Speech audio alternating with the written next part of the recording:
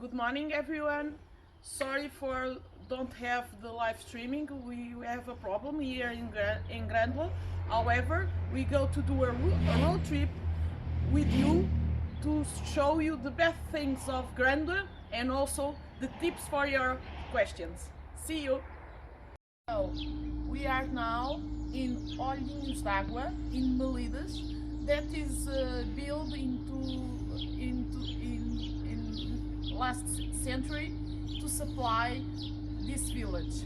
So you can see the water is very clean, and also have small fishes that starting here. This is a mirror of water.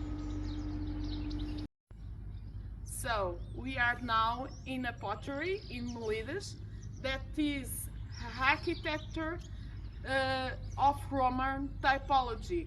So it's very interesting to visit. You see. So nearby the pottery we have a studio of ceramic that the building are with cork.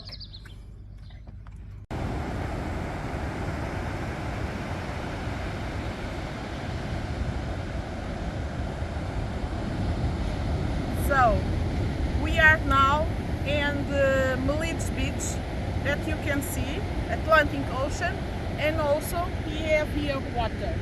So when we have a big ocean and this water mixed together, and some of the surfers likes a lot to come here. You come also?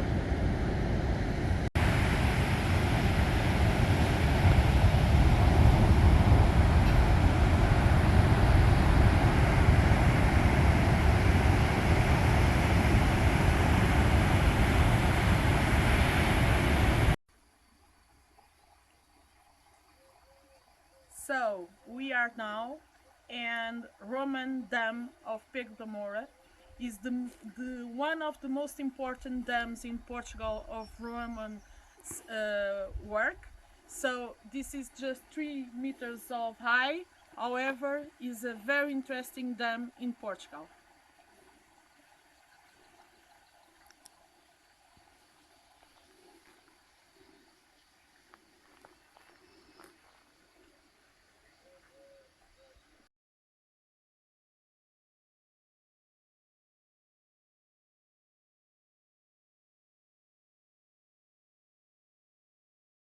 So now we are in Ribeira de Grândola.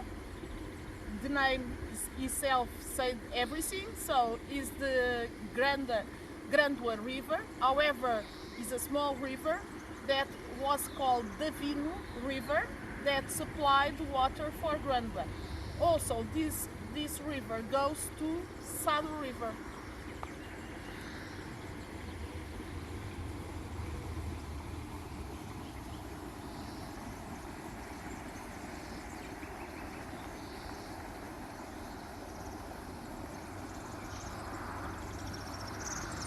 So we are now in former tower wall.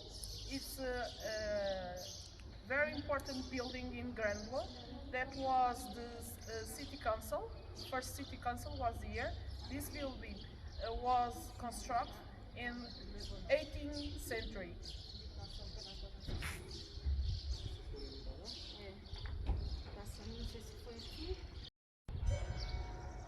So we are now in the Faiões Metelos house. It's very important house in the Grândola that will be a museum soon.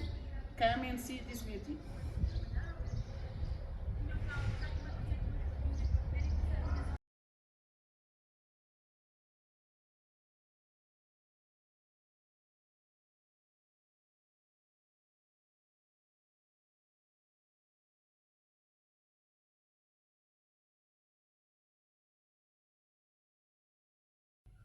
So we are now in Library of Grândola. It's a beautiful building that we go to share with you.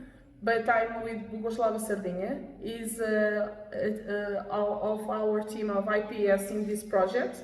Thank you for being with me here in Grândola, because we don't have no one for municipality. So but we have the answers for some questions so we go to share with you. The first question is, first, how this municipality start? Municipality of Grândola is very old. We have some remains from a Mesolithic time, but it's all. But the Roman occupation or Roman period it was also very important in Grândola. As a village start in about 14th century, and in 16th century received from King of Portugal, John III, town charter.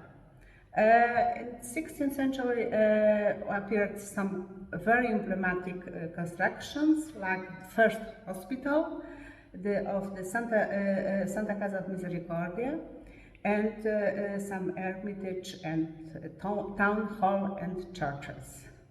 Grândola was traditionally area of agriculture, cereal, wine in the beginning, and in 19th century it changed a lot because it started mining industry and cork industry. 20th century change again the image of Grândola. Grândola now it's the one of the most important touristic area. So this is one significant economic and social change. Thank you. So now we go talk about the numbers of Grândola. Let's go. Thanks. Grândola has about 826 kilometers square and has 13,800 inhabitants. Grândola has about 9.7 buildings. About 7% of these buildings was built in the last decade.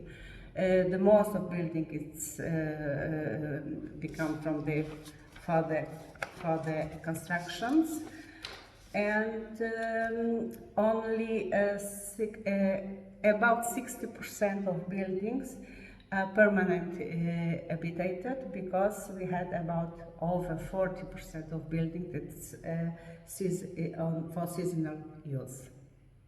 So we have the answer of municipality about the professionals of team that they have for the buildings.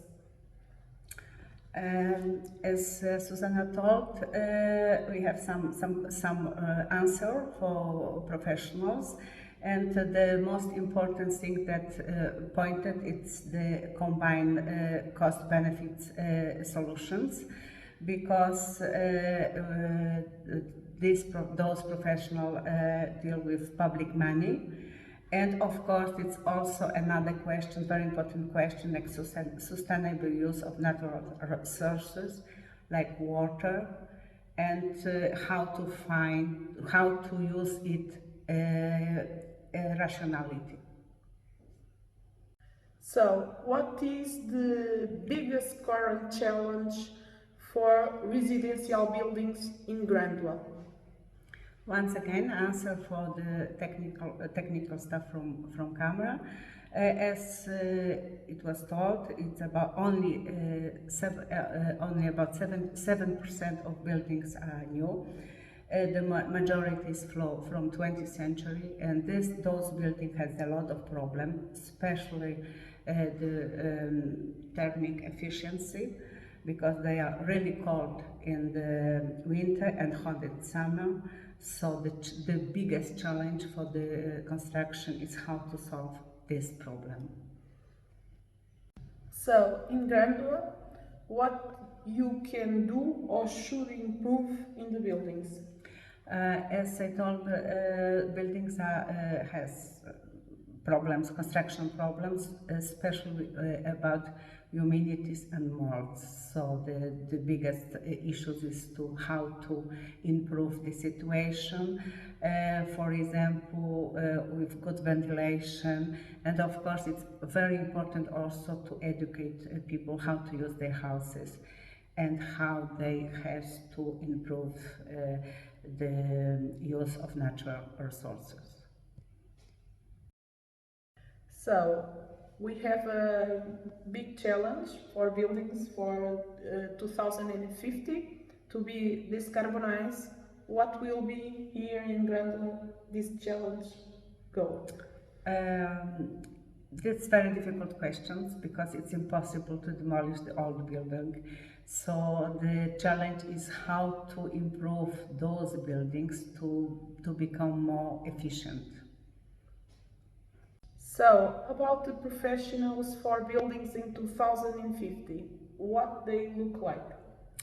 In the opinion of the technical staff of Grândola Municipality, the future professional buildings should be much more than just construction engineering.